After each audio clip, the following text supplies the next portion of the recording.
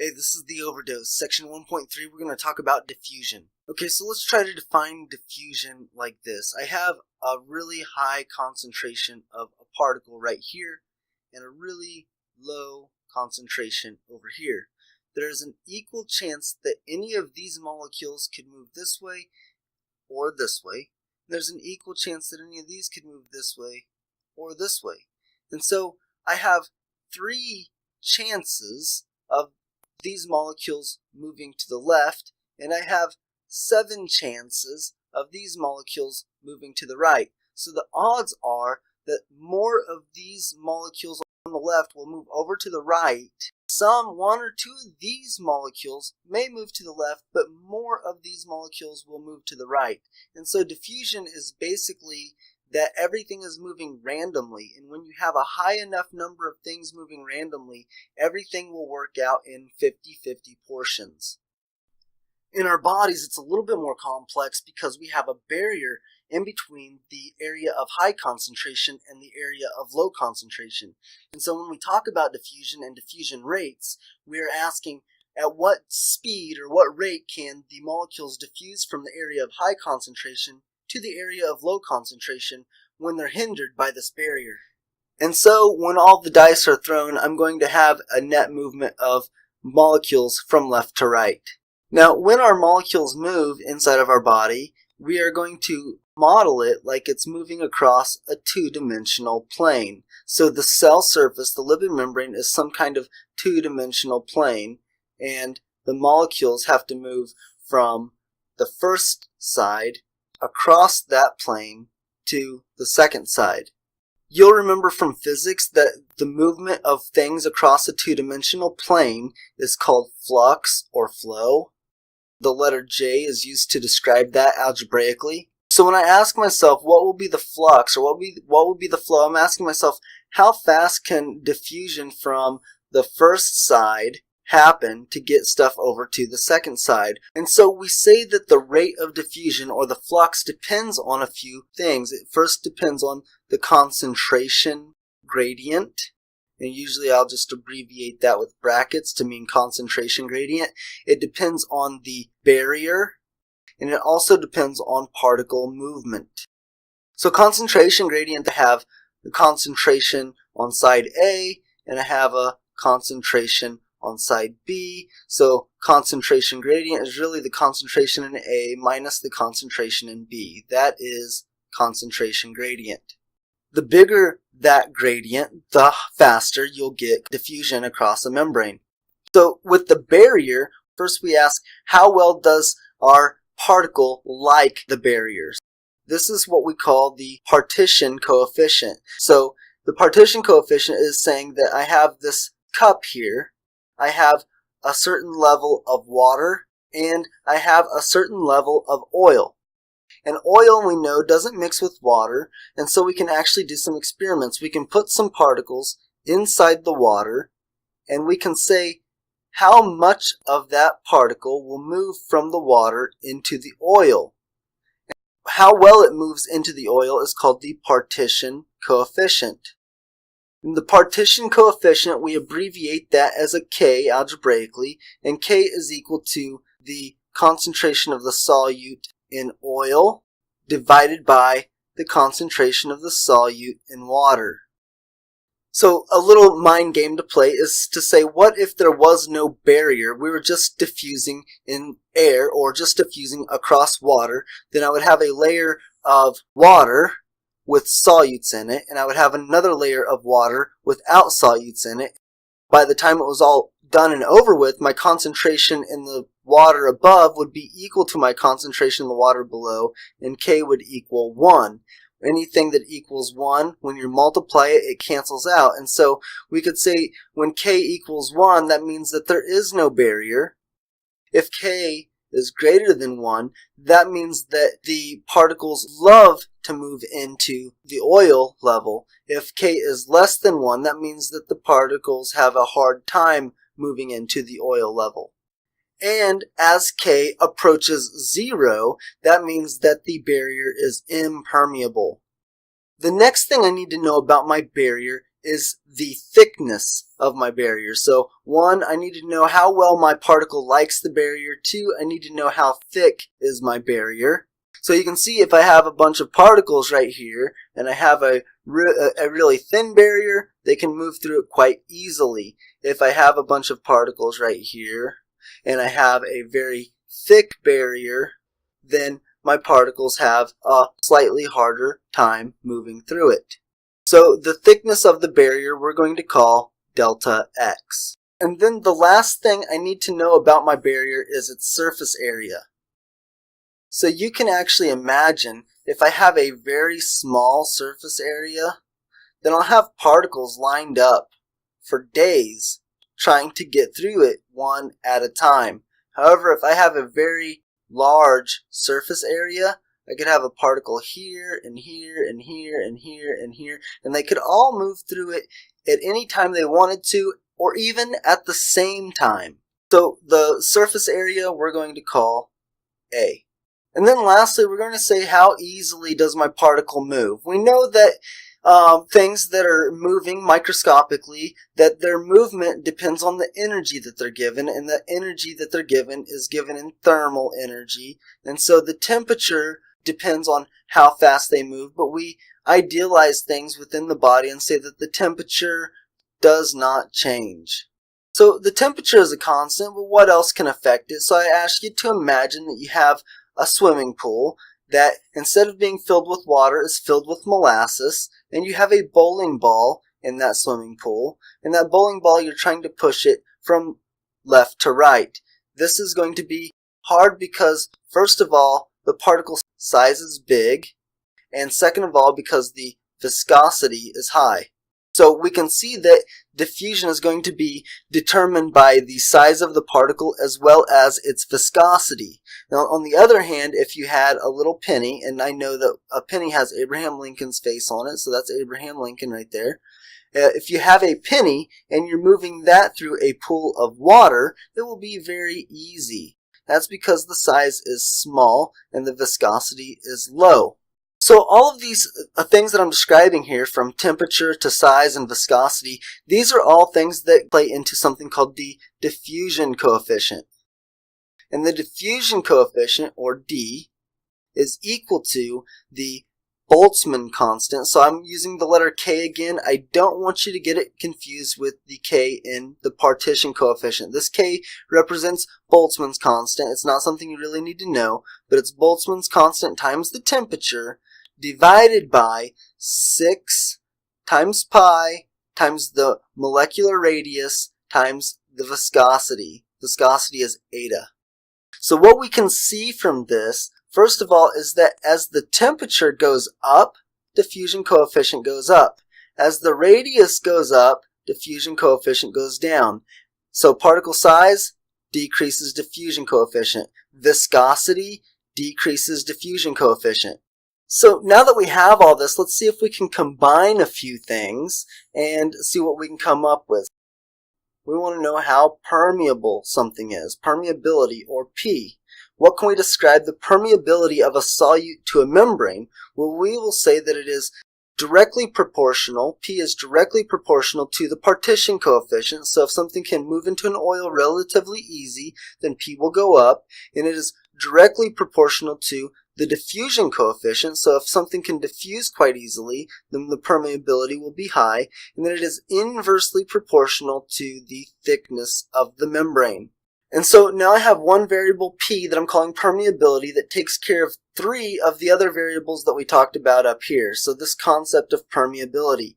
Well, I still want to know what the flux is. So what can I say the flux is? I know that the flux is proportional to the permeability, but it's also proportional to the surface area, and it's also proportional to the concentration gradient. Now, just for units on this, if you want to know them, the flux is going to be millimoles per second. The permeability is going to be centimeters per second. The area is going to be centimeters squared, and the concentration is going to be in millimoles per liter. Now you're saying, how do we cancel centimeters out to get millimoles? And how do we cancel liters out to get millimoles? Well, if you remember right, liters are a unit of volume. And when you multiply centimeter times centimeter squared, you get centimeter cubed, which is also a unit of volume. So you end up canceling both of these out with the liters. It's both canceling out units of volume, and then you end up with millimoles per second. And so now let's go to the text. Fick's law of diffusion. Diffusion is based on random movement of solutes, so the random moves anywhere they want, and it's due to thermal energy. The rate of diffusion depends on the concentration gradient, the permeability, which is the partition coefficient, the diffusion coefficient, which you'll remember we said is Boltzmann's constant times temperature, divided by 6 pi times the radius of the molecule times viscosity of the fluid. We also said that it's related to membrane thickness and then surface area. And so all of these things go into describing permeability, and so you end up with J is equal to P times A times CA minus CB. And here I have it for you nice and pretty. Fick's law of diffusion. Some molecules are impermeable to a membrane. So, like I said, if the partition coefficient becomes 0, then the molecule is impermeable. And so most large proteins, they're large, so it's hard for them to move already, but they're also negatively charged at a physiologic pH. So you got these large proteins, and they've got negative charges all around them when the pH is about 7.35. So where do you have proteins in your body? You have them in your plasma, and you have them in your intracellular fluid. So these protein molecules should be isolated to the plasma and the intracellular fluid. Pretty simple. Interstitial fluid has no protein, so the impermeability sets up something called the Gibbs-Donnan Equilibrium. What this boils down to is I have a blood vessel, and then I have an interstitial space, and then I have a cell. So I have plasma here. It's separated from the cell by this interstitial fluid, and then I have intracellular fluid. Here I have a lot of negative charges that are impermeable, and here I have a lot of negative charges that are impermeable. We know from earlier lectures that there has to be a charge balance. And so because there has to be a charge balance, this sets up something called the Gibbs-Donnan Equilibrium effect. We have a blood vessel, and it has a lot of negatively charged proteins in it. And then we have an interstitial fluid that has no proteins in it, or very few. And then we have intracellular fluid, ICF, that has further negative charged proteins. These can't move out, and these can't move out. And so we have this slew of negatively charged proteins in the blood and in the intracellular fluid that can't move. What does that mean? For the next few moments, let's just forget that there's a thing called the Gibbs-Donnan Equilibrium. Let's come down here and let's just draw a few things out. Let's suppose that I have a bunch of positive and negative charges. We balance each other out. I have a membrane, and I have just a few positive and negative charges. Let's suppose now that my positive charges want to diffuse across this membrane, and my negative charges can't diffuse across the membrane. So the negative charges are impermeable, but my positive charges are not. They can freely move across. So first thing that's going to happen is going to have a positive charge move over, and then I'm going to have a uneven charge distribution. Because there's a high concentration over here and a low concentration over here, I'm going to have the concentration gradient pushing this way, but now I have a +1 charge here and I have a -1 charge over here. So now I have the negative charge trying to pull my positive charge back this way, and I have this extra positive that's pushing, keeping more positive charges from coming in. So in other words, I can have a concentration gradient but I can also have an electric gradient, an electrical gradient, or you could call it a charge gradient. So we could also call this a charge gradient. Now the thing is, a concentration gradient and the electrical gradient, they can either work together or they can work against each other. So what does that mean? Just like we saw over here, we saw that the concentration gradient wanted to push positive charges this way, but the electrical gradient wanted to repel charges and keep them out. But we can have another situation as well. So you see what I've drawn here is that I have positive 6 charge on this side and negative 6 charge on this side.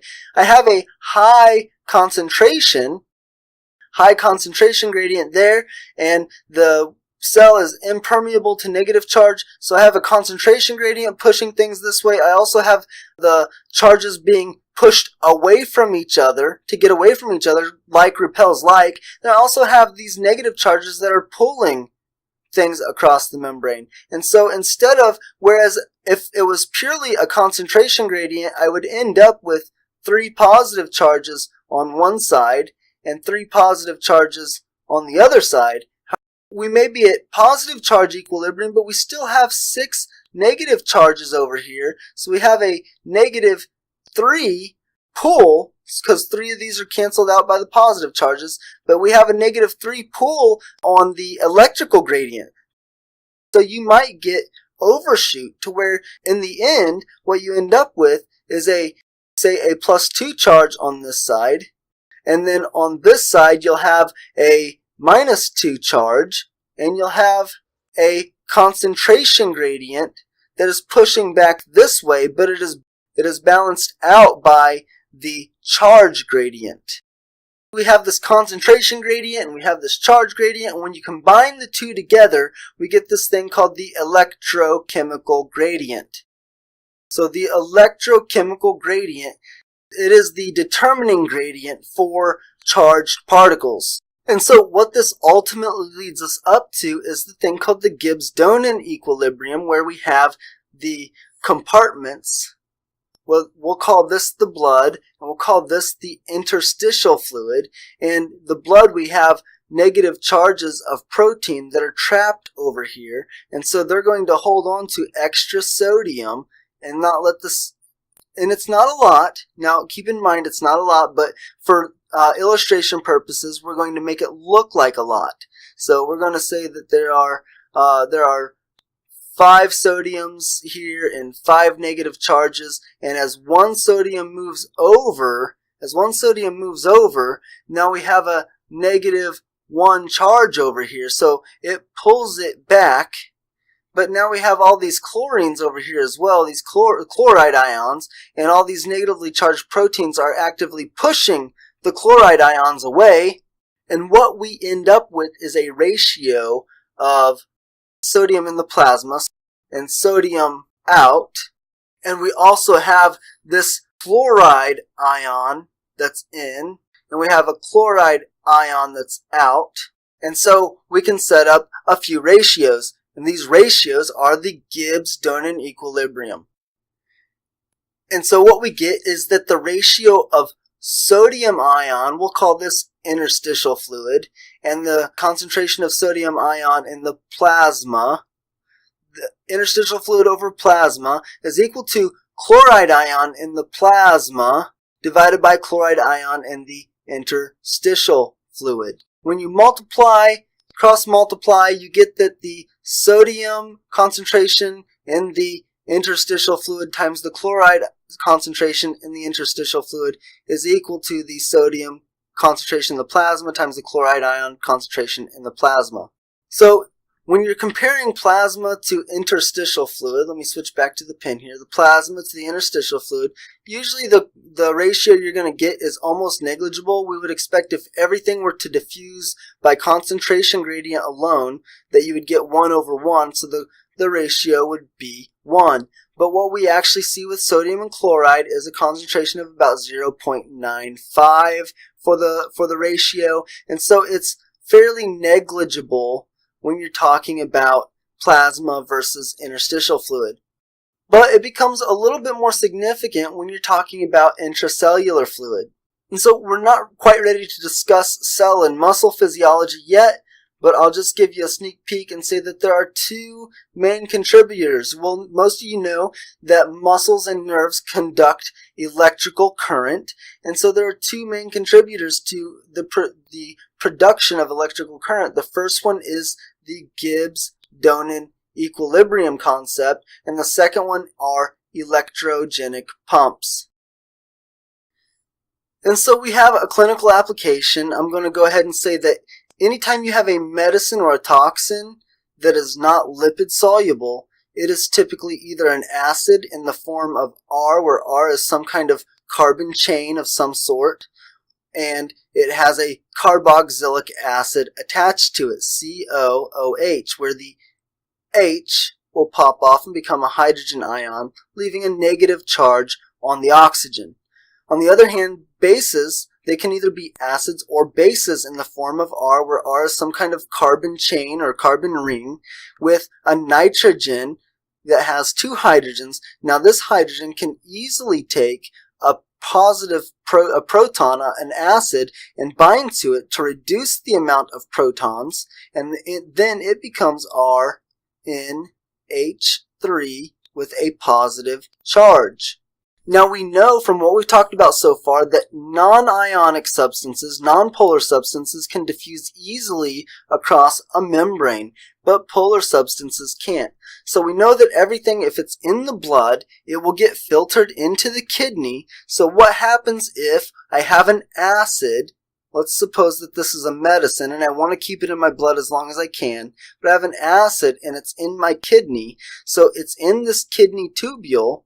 And in order for it to get brought back into the body, instead of going down into the kidney tubule, I need it to be non-ionic. So acids, whenever they are in a very low pH, they will reverse this action. They will take the hydrogen back and they will lose their negative charge. So they will become uncharged, non-ionic at a low pH. So if you want to reabsorb your medicine, you keep your urine at a low pH. On the other hand, if you want to clear out a toxin, or if you've overdosed on some kind of medicine like this, then you would get the pH of your urine very alkaline, get a very high pH, and it would cause this proton to pop off, put a negative charge on your medicine or toxin, and it would trap it inside the kidney, inside the tubule, and you will urinate it out, you'll excrete it.